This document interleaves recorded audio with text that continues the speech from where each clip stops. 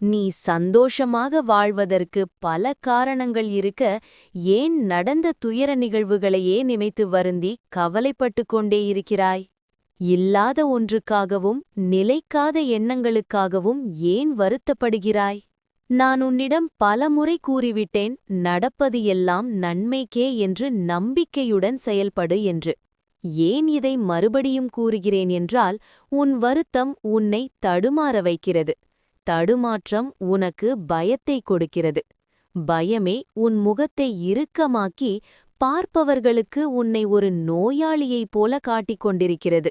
நம்பிக்கையின்றி ஏன் இப்படி ஒவ்வொன்றையும் மனதிற்கு உகந்ததாக ஏற்றுக்கொள்ளாமல் மன உளைச்சல் தரும் விஷயங்களையே தேர்வு செய்து தத்தளிக்கிறாய்?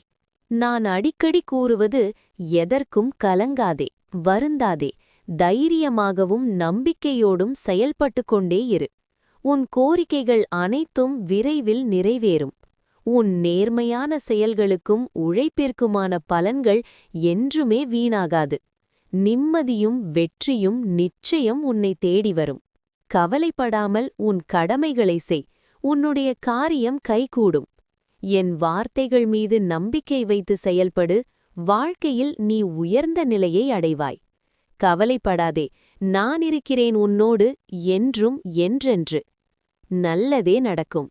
என் பரிபூரண அருளும் ஆசிர்வாதமும் அன்பும் பெற்ற என் பிள்ளை நீ. இது போன்ற மேலும் பல கருத்துள்ள தெய்வீக வரலாறுகள் அனைத்தையும் கேட்க KYR யூடியூப் பேஜை சப்ஸ்கிரைப் பண்ணவும். நன்றி.